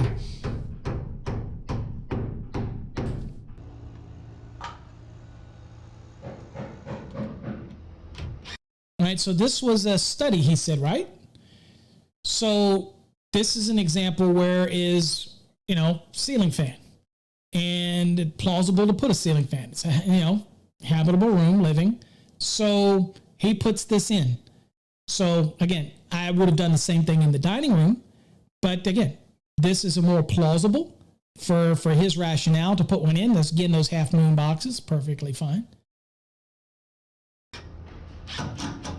I don't know why I call them half moon, Jake. We started calling them half moon, so I guess it's half moon. I don't know. Okay. It's calling for a fan light and 4 cans, and it has measurements. What does that say?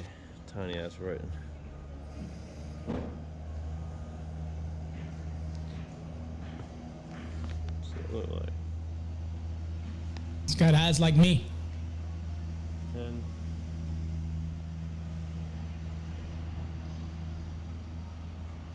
Fuck that shit. They gonna get what I give them. So he's like, he's gonna give him what I give him. Typically, a lot of times these drawings for residential, Jay, I'm sure you've seen them. They're just jotted on an 8x11. They probably really aren't to any scale. You'd like them to be a quarter of an inch per, like a quarter of an inch per foot type of scale or something. But there's a good chance that they aren't really any scale. So, and if that's the case, because there you go. So is this your basement? Do you make these, Jay, or does your contractor provide those for you?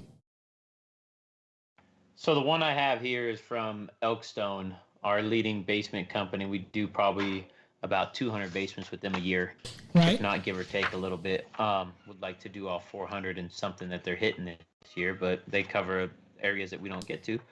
Yeah. But no, I mean, for these ones, it's not to scale. I'm pretty sure if you had the big blow up size and the scale plans per size, you could probably scale it out pretty accurate. But like I told you guys, for a basement, things change. You know, there's nothing really set in stone other than maybe certain locations of appliances. And So you're like this you know, guy. man, So you're like this guy. He just says F it. I'm gonna put it where I'm gonna give it to him where I give it to him. All right. I just want to make sure. I just want to make sure you were on board with that mentality. Just put it anywhere. I don't know about that. I would probably check with the GC on the job and say, hey, Well, man, I'm going to go to another room. We'll get back to this. Can you come over here and meet me? And we'll go over that. But well, good news. Good news is probably on his drawings. It's probably in the center somewhere. So even if it doesn't get dimensions, you can pretty much make a good guess and look back at it and go, okay, all right, I see where they want it to be. And that's where he's going to use his judgment to do that. So I get it. He's just being, you know, it's for the video, but I get it. He's using some kind of logic in how he's going to place it. He's just kind of going to whack it somewhere, right? That type of thing. yeah, right. And Bill, residential, Bill, residential. You're talking commercial, bruh. Residential plans. Sometimes I've done tons of houses where there are no drawings, bro. There's nothing, or they're scratched on a napkin, or they're scratched on a piece of 8x11, right? So, yeah, you know, and even if you get drawings, you're not going to get a panel schedule. No. You know, that's why the design part comes in, wired up electrical design, because we're designing you know, obviously I didn't design that layout that I just showed you guys. That Sure. was given to me from the contractor. But when I go in there, I design where my home runs are going to go. I Sure. design what home runs are going to feed what receptacle outlets, what lighting outlets. And Absolutely. and it's not, you know, that we're doing it any custom way. We're just doing Sure. it the way that we like to do it, to not have any Absolutely. problems in the future. But absolutely. All right, let's kick it.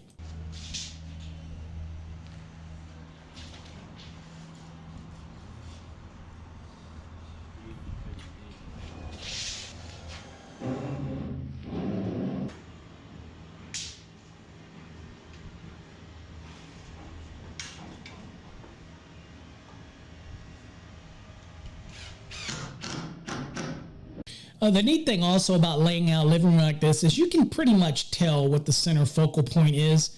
In this case, he's got a big fireplace. He's got something.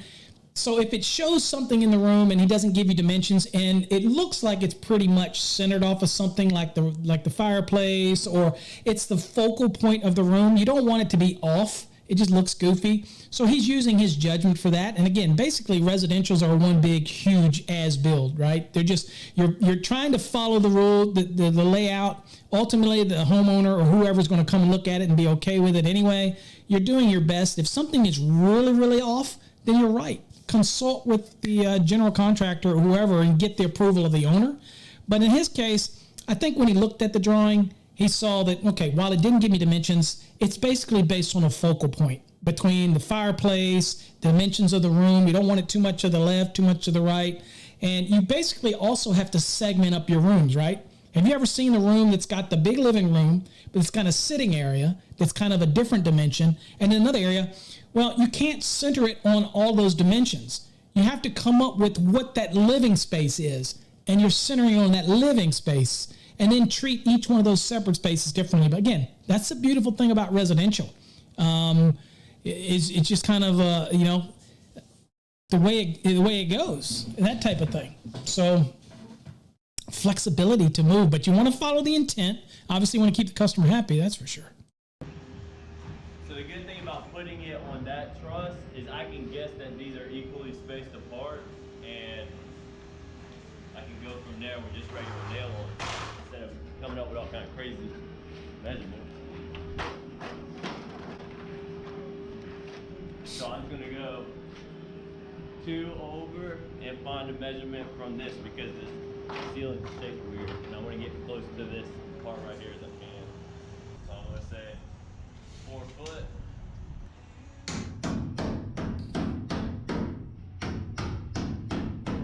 And then 4 foot this way.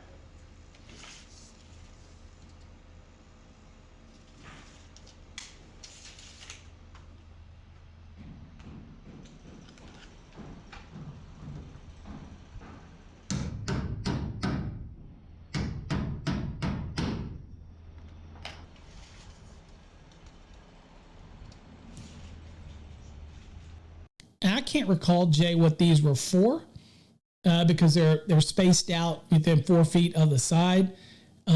Obviously, you could still put a ceiling fan on it, but again, we're going to use the allowance to come back later, so he doesn't have to worry about it. But I don't know, these aren't track light. I can't remember what he said these were, how the spacing was in the room. But do you remember? I can't remember what they were for, but it's just his spacing and his layout based on what his drawings say.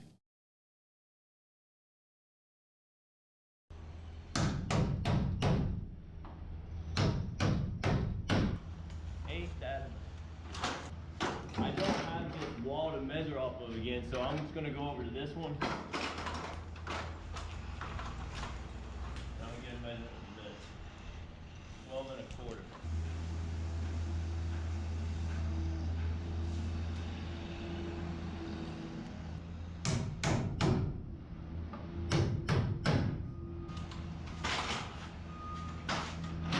And I would imagine those trusses are pretty uniform. So he's using a portion of the truss to make a consistent measurement opposite of one he just did. So again, quick tip on that. Again, trusses are pretty dead on. So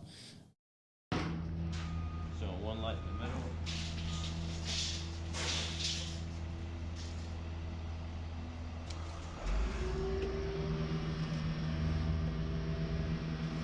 This side we got is more towards the center.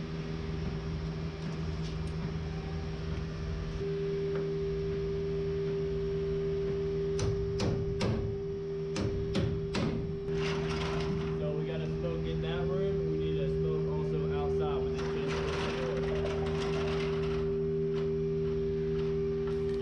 all the loud noises of a job site. Whew.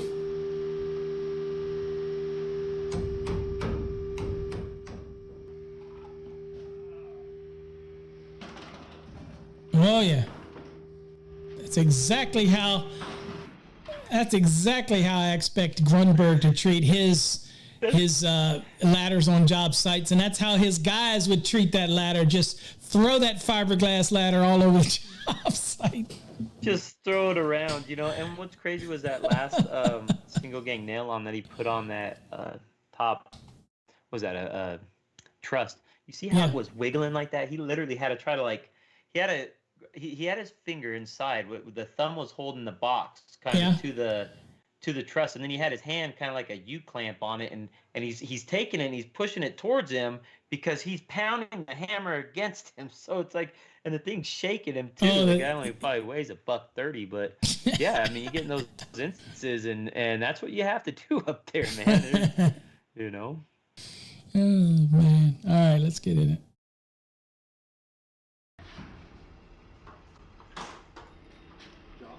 Everything. Kitchens can be difficult, but you just gotta try not to overcomplicate it. Yes, he does, Nando. Got to go back and watch earlier and how he put the boxes. He uses the spanner brackets, and he also uses just 2x4s. So that's earlier in. Always watch the rebroadcast. All right, but I can see how they look, and they're not too worried about it being centered on the stove, but more or less on the sink. So what I can do, these measurements are gonna be a little crazy.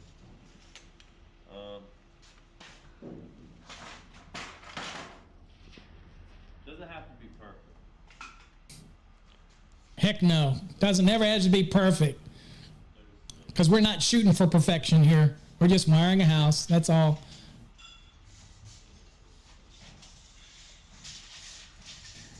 Watch it, Bill. You're one step away from me banning you, bro. He asked if they talked about it earlier, and I told him they did. Got to watch at the beginning. I can't rewind what's already been done. They already showed that. I can't show it again. I don't want to go backwards. We're going forward. Not backwards. Forward. Back. Not back. Has nothing to do with being a stupid question. I can't recover it again. Maybe he'll show it later. I don't know.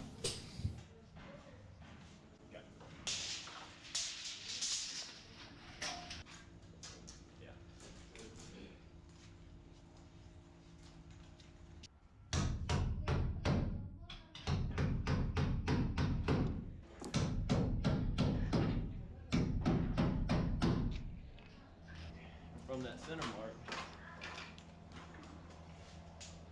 we'll find our other 4 legs. Hey, Jay, wouldn't you think that, let me see here, wouldn't you think that possibly on his drawing that he did have a layout of the kitchen the way he wanted it? And, but I mean, it might say how many luminaires it is in the spacing. So he's doing a lot of work in his layout, and obviously he would make everything look uniformed. But he said he was starting off his center point, which was a sink. And I saw you nod. Is that kind of the same theory that y'all have with it? Is look at the drawings, get an anchor point. That's what I used to do. But a lot of the ones that I did, kitchens, any luminaire that was for the sink was totally different than what we would do for the room. A lot of times they would have a pendant or something specifically over the sink, but then I had to lay out the room. And so you just had to think about whether you got 4 luminaires, 6 luminaires, the spacing, and keeping everything uniformed. In his case, it should be fairly easy because, again, the trusses run a certain direction. So whatever he spans off of from one side, he ought to be able to equal it as he goes down the whole thing. Whereas if it were done the opposite, perpendicular to what he wanted to do, it'd be a little harder for him. Yeah, I think the way he's laying them out, and to your point with the luminaire above the sink, that's usually independently switched closer to the sink area, right? For like a task light when you're at night, you just want to, get a bowl of cereal or whatever. You might just hit that light on opposed to hitting. It looks like he's probably going to do 4 or 6 in that area, and who knows? Those lights may be the on the fixture schedule. For us, it'd probably be like the 6-inch little disc lights, right? That just mount right to that surface mount box, and all you're doing is trying to light up that whole area. I don't think he's doing pendants there. I know when I do pendants, we just leave a whip in the ceiling, meaning we just leave the wire above a certain location or in between certain studs, so that way when we come back and that's a choice. There we can cut them in. That's a choice, though. I mean, you've choice to leave the NMB sticking down or poking down where you want it to come out. Some people will actually leave it curled up above the ceiling so that when you do cut your holes and that, that type of thing, then you can do it. And you'll use a separate box type of, like a cut-in box. So in this case, it could be pendant, but he's choosing to finish it out and put it actually in a box, that type of thing.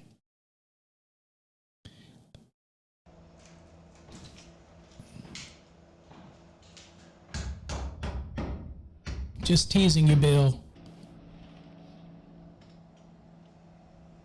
Figured you would appreciate me teasing you.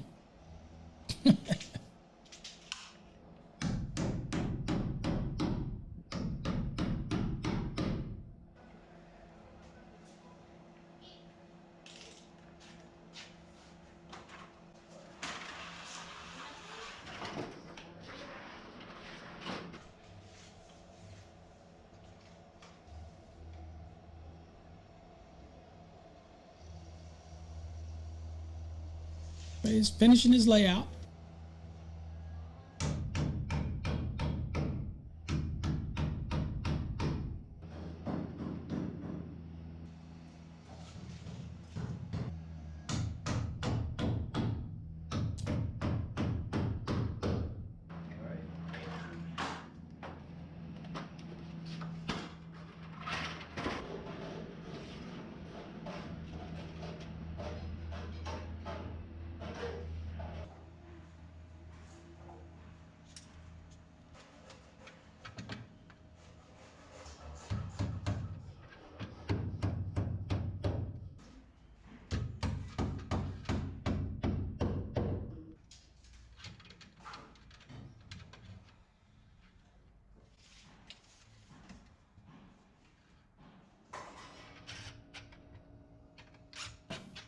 So there's one of them there, Nano. That's just a bracket, spanner that he's using, no spaces.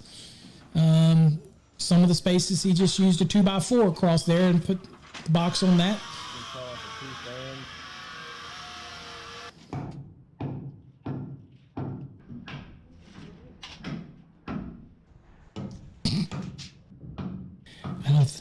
We're banning people, Jay. There's other people in line to watch, though. I think there's other educators out there You go check them out. All right, so he's...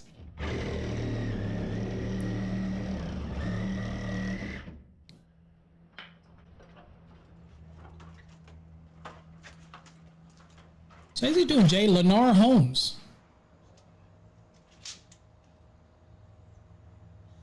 So he's doing these. These are Lennar Homes. Does a lot of homes.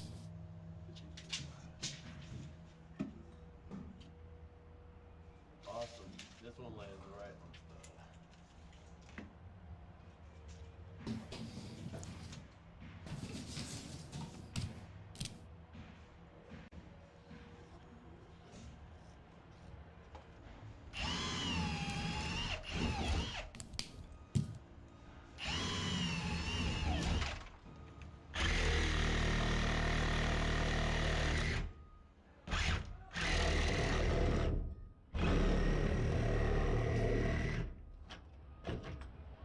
That way we can use a saddle box. Just go right up in there. And I have a truss here that I can brace it to. Be strong enough for these hex heads to hold up the fan.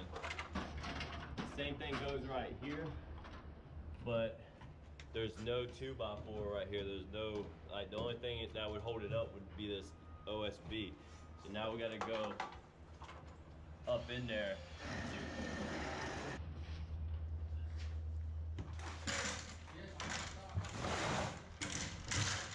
He's working hard, Jay. Jump up there and get a measurement.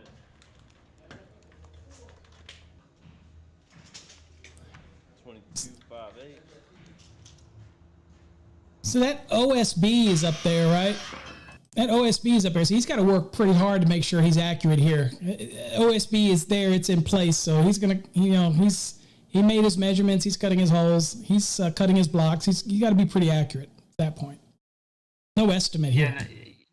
Yeah, the way he does it with that hacksaw, that's a pretty good system he has. Obviously, you can tell he's staying within his footprint of whatever he's putting up there, that box. But sure, normally we do hole saws.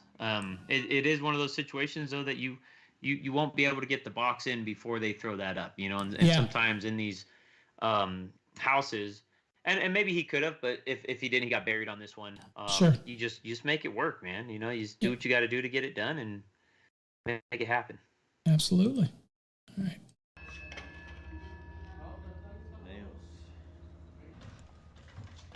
Man with a mission. He's going up and in. Okay. There we go. I got my hole here. That's to hurt the knees. So, this is a good point. So this is a good example where people get into attics at a later date and they have to they want to take out.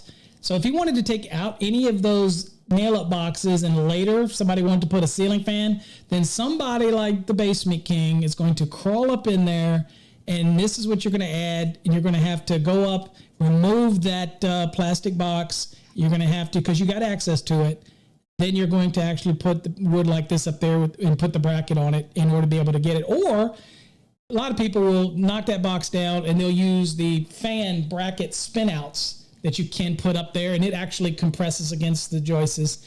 And that's what we typically do when it's between floors. We're allowed to get access to it.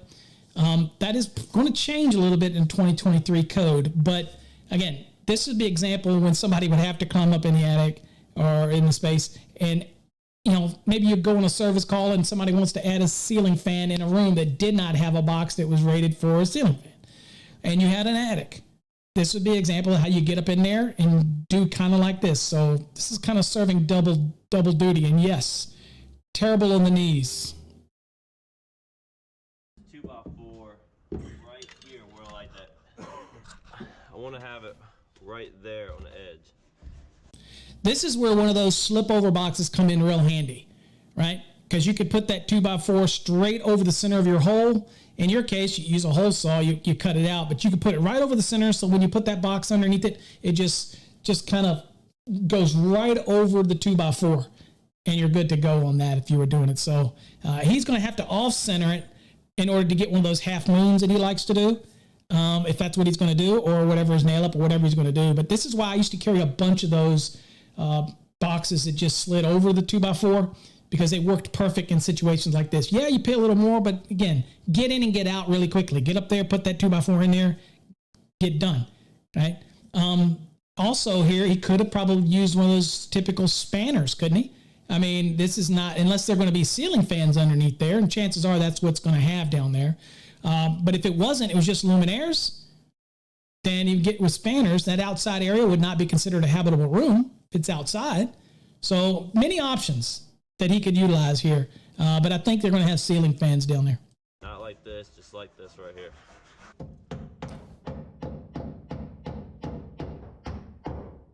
The reason we do this is just in case they want to put a fan up later. There you go. And the other thing is that this looks nice when you have that OSB, but it gets a little bit more scarier in somebody's house when you're doing this up in the attic and it's gypsum board, and one wrong step, one mismove, let's say this foot right over here, pushes too much on this, and next thing you know, you pop the nails on the gypsum board below or whatnot, and you got insulation everywhere. It's just nasty. But again, there you go. He's getting it done. Like I said, we don't have to do that one because I got lucky. Okay, I'm gonna have to take this down later, but I just want to show you. It's easier if you already run the wire.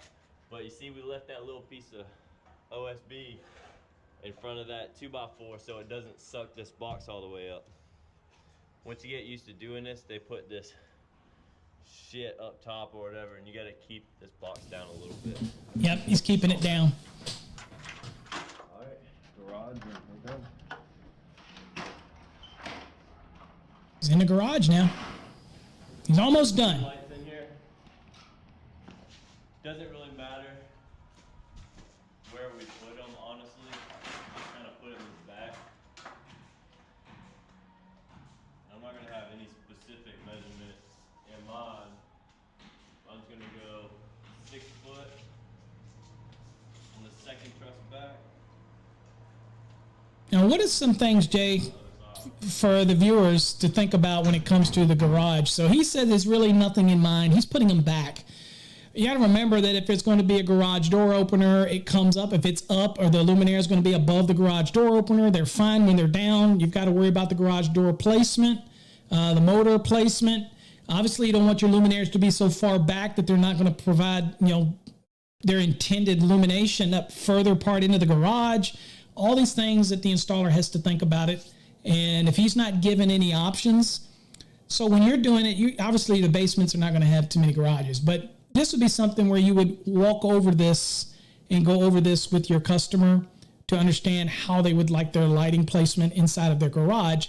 For me, this is just back a bit too far, but at the end of the day, he's probably done a ton of these, and that's where he's determined it needs to go.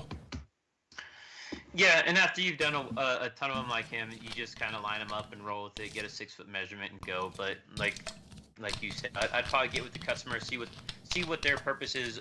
What are they going to tend to use in the garage for? Is it just going to be to park your vehicle in? Are you going to eventually put a workbench there?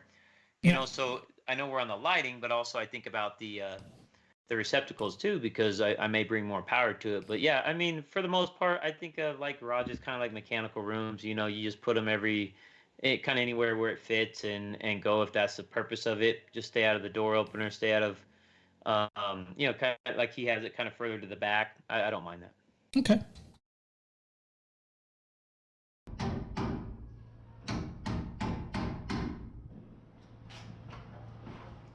And we have other episodes we're going to be reviewing of his, so that's good.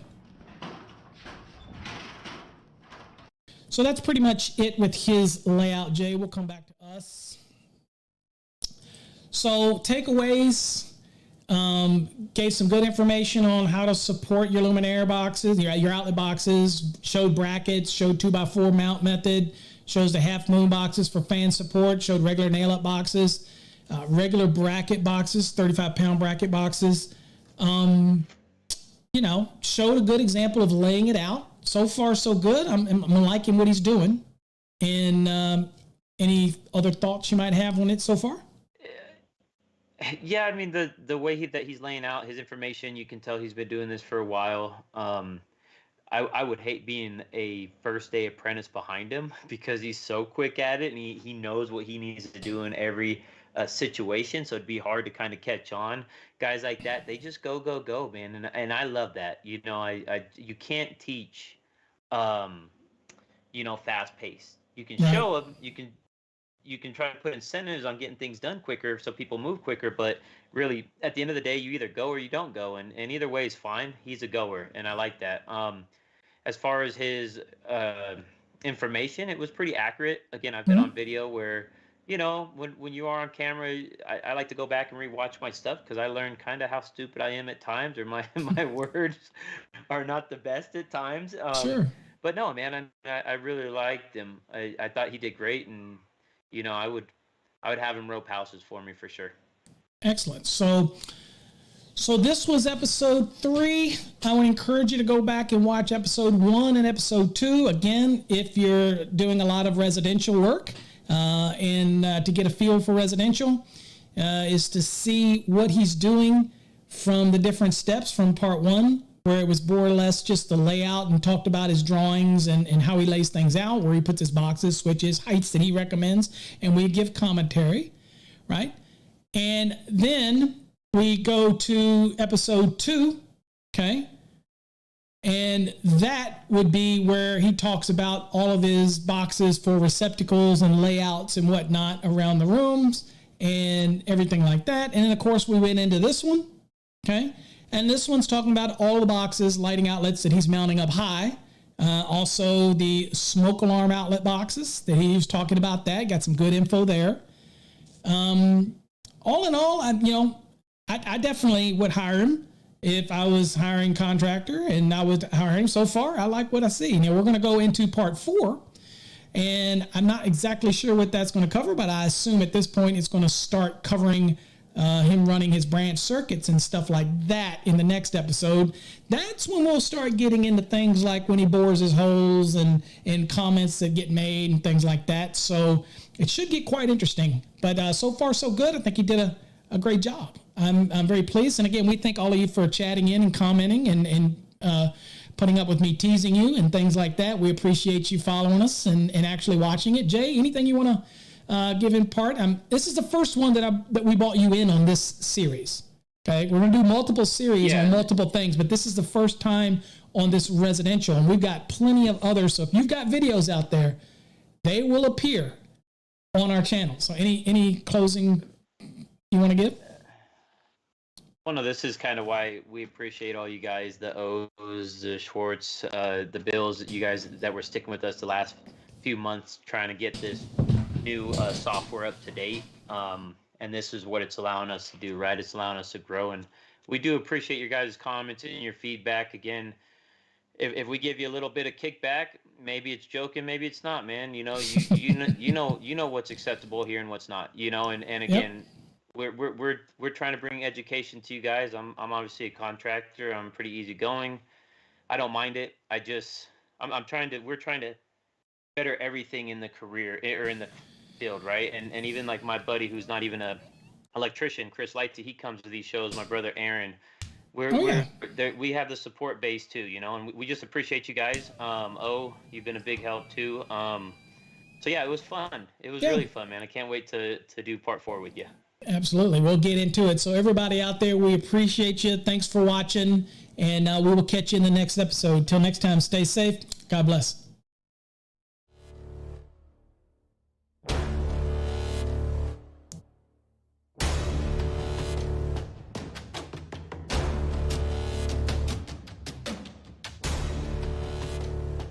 You've been listening to Electrify with your hosts Paul Abernathy and Jay, the Basement King Grunberg.